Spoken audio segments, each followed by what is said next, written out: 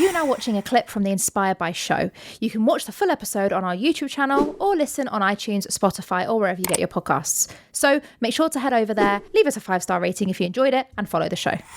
You know, looking about when you went through that mini breakdown, what were the signs and symptoms, and how did you know that that's what you were going through? And it wasn't just like a crack on and mind over matter vibe. Well, the signs were stress, obviously, but also anxiety. But it all kind of came to a head in a crescendo, which was like, yeah, clearly I need to do something about this. Is like when my wife was fell pregnant with our first child, because I think one of the things always for me was like to be like the hands-on dad. So like that was always my vision. That was one of the things I did want, is that I wanted to, when I had kids, be there, breakfast, lunch, dinner, etc. overnight. With, you know, if I'm up all night, it doesn't matter because I don't have to work the next day, that kind of thing.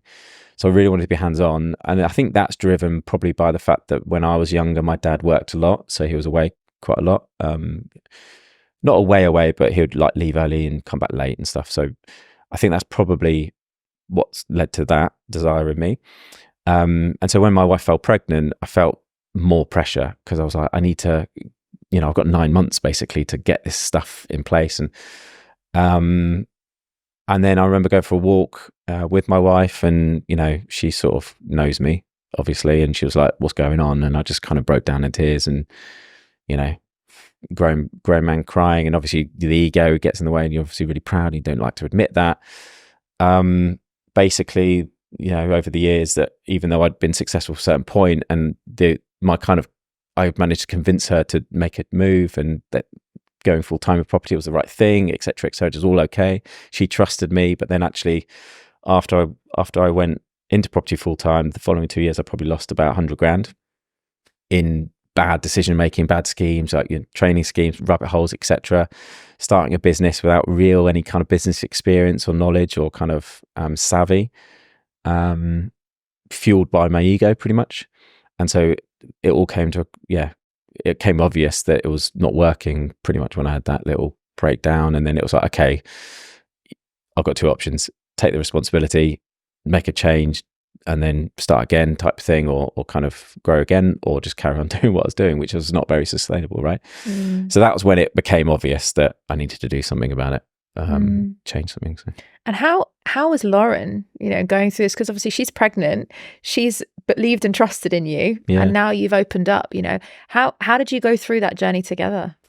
I mean, she's amazing. I mean, she's an amazing woman anyway. It's why I try and cling on to her for as long as I possibly can. But no, she was incredible. She was like really supportive. And I think the thing is, I think the learning for me was that I almost kind of had that traditional, well, I'm the breadwinner, so I need to take it all on my shoulders.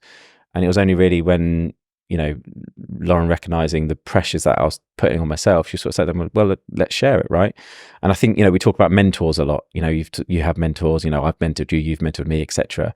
That's how we know each other really well. But I think there's no better mentor than your direct partner or spouse.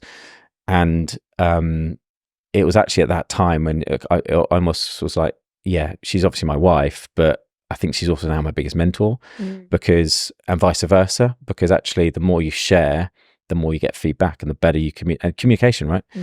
And I think I wasn't communicating enough, which also led to these issues. And to be honest with you, since then, we very rarely fall out. And the only times we do fall out is when I probably don't communicate the best I could, right? Because I haven't told her something or forgotten to do whatever. And so it all comes down to that communication. And she's really good at communicating anyway. She's a teacher, and she, you know, she just has that skill set anyway. But yeah, she's been amazing, really. And ever since then, obviously that was a low period, and ever since then we've, you know, there's always times. It's never perfect, right? But she's always there.